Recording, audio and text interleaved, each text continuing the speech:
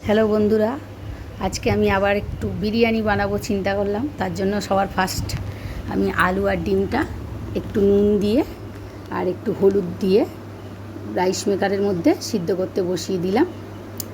দিয়ে এইবার আমি ওদিকে চিকেনটাকে ধুয়ে নিতে যাব। চিকেনটা নুন আর লেবু দিয়ে জল দিয়ে ভিজিয়ে রেখেছি। এদিকে পেঁয়াজ নিয়ে নিয়েছি, ওদিকে কেশরটাও ভিজিয়ে দিয়েছি। এবার রসুনটাকেও স্লাইস করে কেটে নেব। আমি রসুনটাও ভাজবো, ভেজে বিরিয়ানিতে দেবো বেরেস্তার মতন, ওটা খেতেও খুব ভালো লাগে। তাই জন্য আমি একদম নিজের মতো করে একটা বিরিয়ানি রান্না করেছি। খেতে কেমন হয়েছে বা হবে আপনারা বলবেন। এবার পেঁয়াজগুলো আমি কেটে নেব। পেঁয়াজের এই মাথাগুলো ভালো করে বাদ দিয়ে পেঁয়াজের স্লাইসটা এক সমান হতে হবে, কারণ পেঁয়াজ এক সমানভাবে না কাটলে বেরেস্তার সময় পেঁয়াজটা ইকুয়ালি ফ্রাই হবে না, কোনোটা হবে কোনোটা হবে না। ওই জন্য পেঁয়াজটা কিন্তু কাটতে হবে একদম বেরেস্তা বানাবার জন্য একদম একরকম স্লাইসে। পেঁয়াজগুলো আমি খুব সুন্দর একই ইকুয়াল স্লাইসে কেটে নিলাম এবং পুরো পেঁয়াজটাকে রসুনটাকে পুরো একদম সরু সরু করে ছাড়িয়ে নেব। ছাড়িয়ে নিয়েছি রসুন আর পেঁয়াজ। আমি এবারে এগুলোকে ফ্রাই করব। তার জন্য আমি দেখুন পেঁয়াজ রসুনগুলো খুব সুন্দর একদম স্লাইস করে কেটে নিয়েছি। এবার একটা কড়া বসিয়ে দিয়েছি, কড়াটা গরম হোক ততক্ষণ আমি নুন আর লেবু দিয়ে যে চিকেনটাকে আমি ভিজিয়ে রেখেছিলাম সেখান থেকে চিকেনটাকে ভালো করে তুলে ধুয়ে নেব। লেবু অথবা ভিনিগার দিয়ে নুন দিয়ে জলে আধ ঘন্টা চিকেনটাকে ভিজিয়ে রাখলে চিকেনের যে স্মেলটা এটা চলে যায়, বেশ ভালো লাগে চিকেনটা। আমি চিকেনটা ধুয়ে জল ঝরাতে দিয়ে দিয়েছি। এবার কড়াইতে তেল দিয়ে দিয়েছিলাম, বেশ একটু তেলটা বেশি দিয়েছি। দিয়ে রসুনটাকে ফার্স্ট টাইম ভাজতে দিলাম। রসুনটা কিন্তু খুব তাড়াতাড়ি ফ্রাই হয়ে যায়, বেশিক্ষণ সময় লাগে না। তারপরে রসুনটা তুলে নিয়েছি, নিয়ে আমি পেঁয়াজটা দিয়ে দিয়েছি। পেঁয়াজটাও মোটামুটি গোল্ডেন ব্রাউন করে ভেজে নিয়েছি। এর থেকে বেশি ভাজলে কিন্তু তিতো হয়ে যাবে, আর তুলে রাখার পরেও কিন্তু পেঁয়াজটা আর একটু ডার্ক কালার হয়ে যাবে। আলুটাও আমার ততক্ষণে সিদ্ধ হয়ে গেছে। 80%-এর বেশি আলুটা কুক না করবেন না, তাহলে পরে আলুটা গলে যাবে। নুন হলুদ দিয়ে যেহেতু সিদ্ধ করা আছে, আমি জাস্ট ডিপ ফ্রাই করে নেব, একটু আলুটাকেও লাল করে ভেজে নেব। নিলে আলুটা ভেজে দিলে ভালো লাগে। ততক্ষণে আমি চিকেনটাকে ম্যারিনেট করার জন্য একটা মশলা বানিয়ে নেব। প্রথমে দিয়ে দিলাম খানিকটা আদা কুচি, এক মুঠো রসুন আর গোটা আস্তে কাঁচা লঙ্কা দিয়ে দেবো। এইভাবে হামানদিস্তে বাটনাটা করে দিলে খেতে বেশ ভালো হয়, মানে সিলে বাটার টেস্টার মতন মাংসের টেস্টটা হয়। এবার একটু নুন দিয়ে দেবো। নুনে দেওয়ার কারণে বাটাটা খুব সুন্দর হবে। কাঁচা লঙ্কাগুলো বা রসুনগুলো একদম মিহি হয়ে বাটা হয়ে যাবে, পেস্ট হয়ে যাবে। আমি এবার বেটে নেব। আদা রসুন বাটা হয়ে গেছে, দেখুন একদম খুব সুন্দর মিহি হয়ে গেছে, পুরো সিলে বাটার মতো। এবার চিকেনের মধ্যে আমি দিয়ে দেব।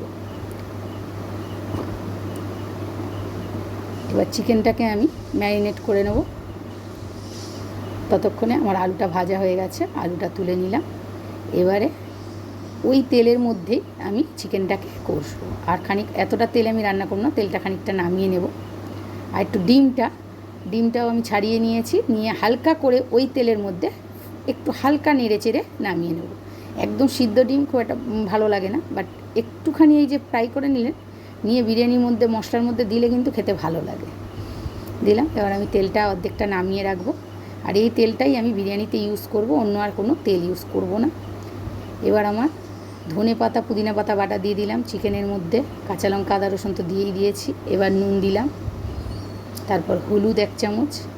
যে যেরকম পরিমাণে করবেন সেই পরিমাণে মশলা দেবেন। ধনের গুঁড়ো, লঙ্কার গুঁড়ো দিয়ে দিলাম, কাশ্মীরি লঙ্কার গুঁড়ো, জিরের গুঁড়ো, আর আমার হোমমেড বিরিয়ানি মশলা আমি দিয়ে দিলাম। আমি কিন্তু বিরিয়ানি মশলা ঘরে বানিয়ে রাখি। আপনারা যদি আমার বিরিয়ানি মশলার রেসিপি দেখতে ইচ্ছুক হন অবশ্যই জানাবেন, আমি এটাও আপনাদের সাথে শেয়ার করব। এবার একটু কেওড়া জল দিয়ে দিলাম, আর একটু 2 চামচ ঘি দিয়ে দেবো। 2 চামচ ঘি দিয়ে দিলাম। সঙ্গে টক দই দেবো আমি 200 গ্রাম মতন। এটা আমার ঘরে পাতা টক দই, আমি 4 চামচ দিয়ে দিলাম বড় চামচে, প্রায় 200 গ্রাম। 1 চামচ গুড় দিয়ে দিলাম, আপনারা চাইলে চিনিও দিতে পারেন। আর একটু ওই পেঁয়াজ ভাজার তেলটা আমি দিয়ে দিলাম। দিয়ে চিকেনটাকে হাত দিয়ে খুব সুন্দর করে মাখিয়ে নেব, যাতে সুন্দরভাবে চিকেনের মধ্যে সমস্ত মশলা ঢুকে যায় এবং চিকেনের টেস্টটাও এরমভাবে মাখিয়ে নিলে ভালো হয়। আর সঙ্গে একটা গোটা পেঁয়াজও আমি কিন্তু কুচিয়ে চিকেনে দিয়েছি, আগে দিয়েছিলাম, দেখানো হয়নি। এবার কড়াইয়ের ওই তেলের মধ্যেই আমি গোটা গরম মশলা ফোড়ন দিলাম, গোটা বড় এলাচ একটা, কালো এলাচ 3টে, ছোটো এলাচ একটা, দারচিনি 2টো লবঙ্গ, একটু জয়িত্রী ও 2টো তেজপাতা ফোড়ন দিয়ে দিলাম। দিয়ে এবার চিকেনটা আমি দিয়ে দেবো কষার জন্য। এদিকে আমি একটা ভাতের রাইসটা বানাবার জন্য জল গরম করতে বসিয়ে দিয়েছি। একটা স্ট্রেনারের মধ্যে 1 চামচ শাহি জিরা, একটা গোটা বড় কালো এলাচ দিলাম, 3টে ছোটো এলাচ দিলাম, আর একটা জয়িত্রী দেবো, আর একটা লবঙ্গ দেবো, গোটা চারেক লবঙ্গ আর জয়িত্রী দিয়ে দিলাম, একটু জয়িত্রী দিয়ে এটাকে ভালো করে মুড়ে, দারচিনি এইভাবে দিলে পরে মশলাটা ভাতের সাথে ঘেঁটে যাবে না, আর মশলার ফ্লেভারটাও রাইসের মধ্যে চলে আসবে। আমি রাইসের জলটার মধ্যে দিয়ে দিলাম, তার মধ্যে 2 চামচ পরিমাণ মতো নুন দিয়ে দিলাম, যতটা রাইস দিয়েছে দেব, আর তার মধ্যে 1 চামচ লেবুর রস দিয়ে দিলাম, আর একটু সাদা তেল দিয়ে দেব। এতে কি হবে, ভাতটার নুনটাও পরিমাণ মতো ঠিকঠাক হয়ে যাবে, চালটা জড়াও বাঁধবে না, ভাতটা একদম ঝরঝরে হবে, সঙ্গে লেবুর জন্য সাদাও হবে।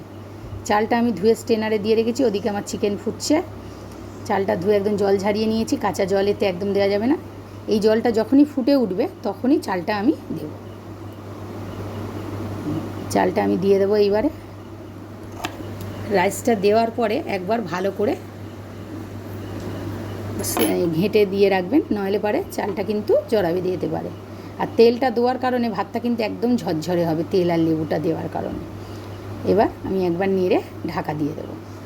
রাইসটা কিন্তু খুব সাবধানে করতে হবে, রাইসটা 80%-এর বেশি কুক করা যাবে না, বেশি কুক হয়ে গেলে কিন্তু নরম হয়ে যাবে। দেখুন আমার রাইসটা একদম ঝরঝরে নামিয়ে নিয়েছি, ফুটে গেছে। এবার ওই দুধ আর কেশর ভিজিয়ে রেখেছিলাম, তার মধ্যে আমি একটু গোলাপ জল আর একটু কেওড়া জল দিয়ে দিলাম 2 চামচ করে। দুধ আর কেশরটা কিন্তু সবার ফার্স্ট ভিজিয়ে রাখতে হবে, গরম দুধে কেশর দিয়ে, আর 3-4 ফোঁটা কেওড়া এসেন্স দিয়ে দিলাম। এদিকে বিরিয়ানি এসেন্সও দিয়ে দিলাম। এবার আমার বিরিয়ানিটা আমি রেডি করব। প্রথমে কিছুটা চিকেন কষা আমি বিরিয়ানির হাঁড়ির মধ্যে দিয়ে দিলাম, চিকেনটা আমার এদিকে ততক্ষণে কষা হয়ে গেছিলো, দিয়ে দিলাম। তার উপরে কিছুটা রাইস দিয়ে দেবো। এই প্রসেসে আমি 3বার একটাকে রিপিট করব, সাজানোটাকে। এবার কিছুটা রসুন বেরেস্তা দিয়ে দিলাম, কিছুটা পেঁয়াজ বেরেস্তা দিয়ে দিলাম, তারপরে ওই কেশর দুধটা একটু দিয়ে দিলাম। প্রতিটা লেয়ারে প্রতিটা মশলা দিলে ভালো হয়। একটু নুন দিয়ে দিলাম 1 চামচ, একটু চিনি দিলাম। নুনটা আপনারা মাপ মতো দেবেন, যেহেতু রাইসে নুন দেওয়া আছে বেশি লাগবে না। একটু ওই হোমমেড বিরিয়ানি মশলা দিয়ে দিলাম, সঙ্গে একটু ঘি দিয়ে দিলাম, ব্যাস। দিয়ে আবারও আমি একটু ওই চিকেন কষার তেলটা দিয়ে দিলাম, দিয়ে আবারও আমি রিপিট করব এটা সেকেন্ড টাইম, সেম প্রসেসে। আবারও আমি চিকেনটা দেবো, আলু দেবো, দিয়ে সমস্ত মশলা দেব, যেমন রসুন বেরেস্তা, পেঁয়াজ বেরেস্তা সবই দেব। দেখুন এই সাজানোটা কিন্তু সুন্দর করে সাজালে বিরিয়ানির টেস্ট কিন্তু খুব সুন্দর হয়। করে নিয়েছি। এবার উপরেও আমি ডিমগুলো দিয়ে দিয়েছি, দিয়ে ঠিক সেম প্রসেসে রসুন বেরেস্তা, পেঁয়াজ বেরেস্তা, ঘি, নুন, চিনি, হ্যাঁ, তারপরে যে কোনো ওই বিরিয়ানি মশলা সব কিছু উপর থেকে আমি ছড়িয়ে দেবো। দিয়ে আর একটু ওই চিকেনের কষা পরে যে অয়েলটা রিডিউস করেছে, ওই অয়েলটা ওর মধ্যে আমি দিয়ে দেবো। এবার একটা বড় তাওয়া নিয়েছি, তার উপর খানিকটা নুন ছড়িয়ে দিয়েছি। এই নুনটায় আমি প্রতিবারে বেকিং করি, তাই নুনটার কালার ওরম হয়ে গেছে, বেক করতে করতে ওটা ওরম হয়ে গেছে। দিয়ে আমি আধ ঘন্টা দমে বসিয়ে রেখেছিলাম। এবার রেডি আমার বিরিয়ানি। দেখুন আমার দম বিরিয়ানি। এই প্রসেসে বিরিয়ানি করলে আমার হাজব্যান্ড খুব ভালোবাসে এই বিরিয়ানিটা খেতে, ওই জন্য আমি এটাই বেশিরভাগ করি। খুব সুন্দর হয়েছে। আর আমার এটা আমার মেয়ের ইচ্ছা ছিল, অনেক দিন ধরে আমাকে বলছে মা একটু বিরিয়ানি করো, তাই আজকে করলাম। তা কেমন হলো আপনারা জানাবেন। যদি আমার এর সঙ্গে আমি রায়তা রেখেছি, একটু চিকেন কষা, শসা, পেঁয়াজ, স্যালাড কেটে দিয়েছি, আর বিরিয়ানিটাও পরিবেশন করে দিয়েছি। একদম রেডি বিরিয়ানি। বলবেন বন্ধুরা আমার বিরিয়ানির প্রসেসটা বা বিরিয়ানিটা খেতে দেখতে কেমন হয়েছে। যদি আমার এই বিরিয়ানি রেসিপিটা আপনাদের ভালো লেগে থাকে তাহলে অবশ্যই আমাকে লাইক